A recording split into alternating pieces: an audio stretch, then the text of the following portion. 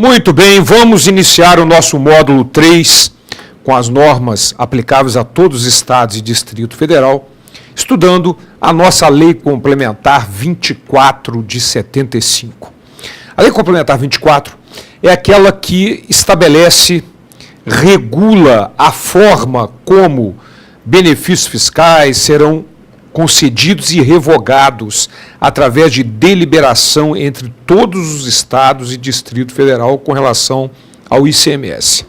Na verdade, a Constituição Federal, a nossa atual Constituição, exige no artigo 155, parágrafo 2º, inciso 12, a linha G, que é função da Lei Complementar Federal regular a forma como benefícios fiscais serão concedidos e revogados com relação ao ICMS. Muito cuidado. Não é a Lei Complementar Federal que concede os benefícios. Apenas a Lei Complementar Federal estabelece como convênios entre os estados e DF celebrarão, concederão e revogarão esses benefícios fiscais com relação ao ICMS. E nós vamos ver, ao estudarmos a lei, que não é só com relação à isenção. Na verdade, quaisquer benefícios fiscais relativos ao ICMS só poderão ser concedidos e revogados mediante deliberação entre todos os estados e Distrito Federal nos moldes desta nossa Lei Complementar 24 de 75, que foi recepcionada, vejam que ela é anterior à Constituição de 88, mas ela foi recepcionada pela atual Constituição e continua regulando a forma como os benefícios serão concedidos e revogados. Ok? Então vamos lá. Lei Complementar 24 de 75. Lei Complementar 24 de 75. Muito bem. Ora, como é que começa a regular? Essa lei dispõe sobre convênios para a concessão de benefícios fiscais do ICMS. Não é de todo o imposto estadual, apenas do ICMS. Vamos lá. Artigo 1º. As isenções do imposto sobre operações relativas à circulação de mercadorias serão concedidas ou revogadas nos termos de convênios celebrados e ratificados pelos estados e pelo Distrito Federal, segundo esta lei. Então, voltando para mim, eu chamo bastante atenção para isso, para que não haja confusão. Não é a Lei Complementar Federal que concede o benefício, absolutamente. É a Lei Complementar, conforme nós vamos estudar, estabelece as regras para que os convênios, sim, deliberação entre os estados e Distrito Federal possam concedê-los. Ok? Vamos adiante, então.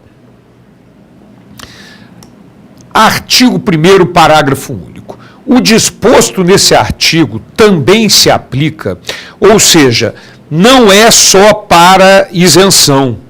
Ok? Eu vou pedir para o Vitor volta lá, Vitor, para nós, para o slide anterior. Obrigado. Observe que no slide anterior, no artigo 1º, fala em isenções. Ora, isenções, não fala em outros benefícios fiscais, mas o parágrafo único veio corrigir esse detalhe. O disposto nesse artigo também se aplica à redução de base de cálculo. Ora, o que é isso? Redução de base de cálculo é um valor, é um benefício fiscal que mantém a alíquota do imposto, mas reduz a base de cálculo de forma que a carga tributária incidente passe a ser inferior à que seria tributada normalmente.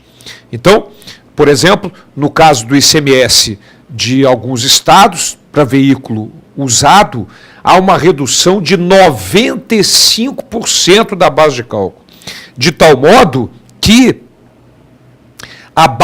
o valor sobre o qual incide a alíquota do ICMS nas operações com veículos usados é de 5% do valor do veículo.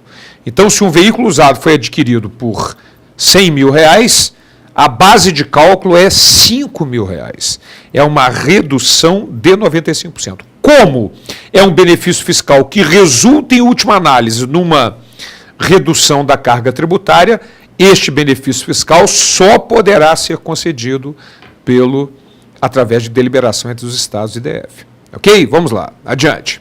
Segundo benefício, a devolução total ou parcial, direta ou indireta, condicionada ou não do tributo ao contribuinte, ao responsável ou a terceiros. Ora, vamos lá, a devolução é como se fosse uma isenção. Ou seja, o contribuinte paga e depois, dependendo de algumas circunstâncias, o tributo é devolvido, sob forma de crédito, normalmente. Mas é um benefício fiscal que, no final, desonera o contribuinte. Ok? Vamos lá.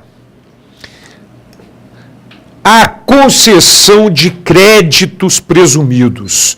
O que é isso? Vamos lá. O que é um crédito presumido?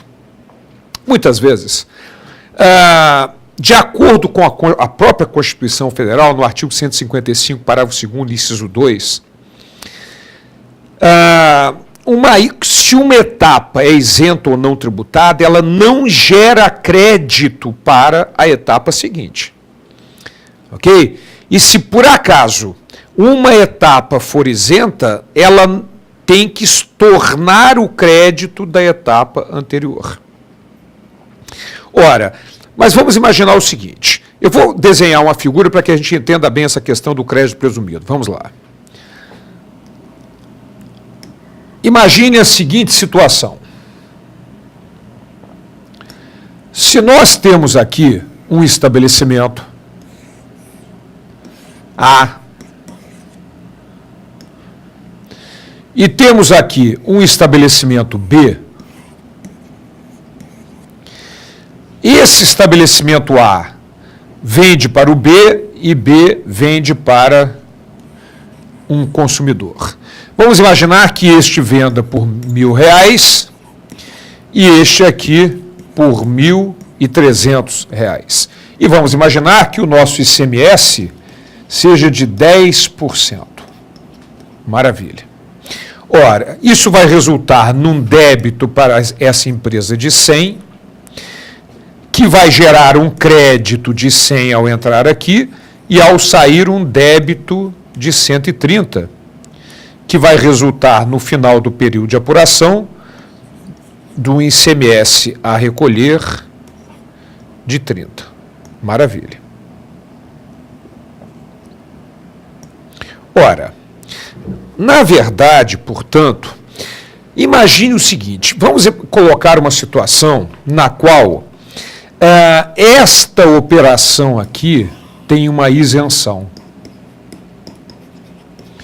Se ela tem uma isenção, não vai haver esse débito. Não havendo esse débito, não gera crédito. E este indivíduo essa empresa terá que recolher 130 e não mais 30. Porque não tem o crédito. Ora, então, ao conceder um benefício fiscal para a empresa A, você está prejudicando a empresa B, que normalmente teria que recolher 30 e agora vai ter que recolher 130. Então, pode ser concedido a esta empresa B um benefício fiscal chamado crédito presumido. Ou seja, por exemplo, presume-se que a empresa tenha um crédito de 30%. Então, ele vai poder abater dos 130 que ele teria que recolher, 30% como crédito presumido. É uma forma de dar uma isenção ou um benefício fiscal para A sem prejudicar B. Mas como é um benefício fiscal, naturalmente, de acordo com a nossa lei complementar 24, no artigo 1º, parágrafo único, inciso 3º, também tem que ser concedido mediante deliberação entre os estados e DF. Depois, uma outra possibilidade que está no inciso 4, no qual o legislador quis, na verdade, expandir esta exigência de deliberação para quaisquer outros benefícios. Então ele coloca, a quaisquer outros incentivos ou favores fiscais ou financeiros fiscais concedidos com base no ICMS, dos quais resulte redução ou eliminação direta ou indireta do respectivo ônus. Então, voltando para mim, neste caso, vejam que o legislador quis, porque havia os estados tentavam conceder moratória, que é um benefício fiscal. Não é? O estado, por exemplo, do Rio de Janeiro, para que a Volkswagen Caminhões se instalasse no município de Resende, concedeu uma moratória do ICMS por 15 anos. A Volkswagen pagou ICMS depois de 15 anos, ia acumulando e pagou, mas sem juros de mora, sem penalidade, só atualizado monetariamente. Então, esse inciso 4 expande a exigência de deliberação entre os estados para quaisquer benefícios fiscais, na verdade. Vamos terminar o parágrafo.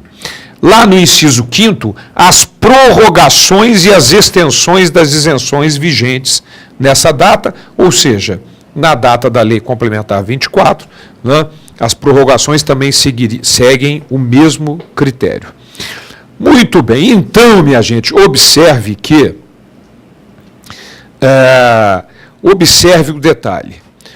Vou pedir para o Vitor voltar ali, que me antecipou muito aqui, obrigado. Então, observe que não é só para isenção, quaisquer benefícios fiscais com relação ao ICMS, quaisquer que sejam eles, só poderão ser concedidos e revogados da forma que nós vamos olhar agora. Ok? Então, agora nós vamos ver a operacionalidade na concessão desses benefícios fiscais. Vamos lá. Artigo 2º. Os convênios serão celebrados em reuniões para as quais tenham sido convocados representantes de todos os estados e do Distrito Federal, sobre a presidência de representantes do governo federal. Ora, esse caput, voltando para mim, do artigo 2º, é muito importante. Então, primeira exigência para a concessão do benefício fiscal: convocação de todos os representantes de todos os estados e Distrito Federal. Então, não pode haver um estado, ou DF, cujo representante não tenha sido convocado para a reunião. Isso causa nulidade do benefício fiscal. Esta, portanto, é a primeira exigência: convocação de todos os representantes de cada uma das unidades da federação, dos estados e DF. Mas vamos lá. Parágrafo 1º do artigo 2º. As reuniões se realizarão com a presença de representantes da maioria das unidades da federação. E um outro detalhe importante no caput do artigo 2º é que os representantes dos estados é que vão votar, mas a reunião é presidida pelo governo federal. O órgão chama-se CONFAS, Conselho de Fiscalização Fazendária, e as reuniões são presididas por representantes do governo federal. Ok? E o parágrafo 1º determina que tem que estar presente a maioria dos representantes. Ora, o que isso significa? Vamos lá. Se nós temos 27 estados e DF, tem que estar presentes na reunião 14 representantes, no mínimo. Se não tiver 14 representantes, nem começa a reunião. Ok? Então, nós já sabemos duas exigências para a concessão dos benefícios fiscais: convocação dos representantes de todos os estados e DF e, para iniciar a reunião, a presença de no mínimo 14, que é a maioria dos representantes. E representantes esses que estarão na reunião presidida por um representante do governo federal. Ok? São duas exigências fundamentais para a concessão desses benefícios fiscais com relação ao ICMS. Portanto, se em determinada reunião estiverem 13 representantes, nem vai adiante. Certo? E terão que ser convocados todos eles. Agora, uma vez presente os 14, no mínimo, como é que é a votação disso? Qual o quórum para a concessão desses benefícios fiscais? Qual o quórum para a revogação desses benefícios fiscais? E qual é a sistemática até que esse benefício concedido tenha eficácia, tenha vigência no mundo jurídico? Isso é o que nós vamos estudar no próximo encontro nosso, a sistemática de concessão dos benefícios fiscais. Até lá.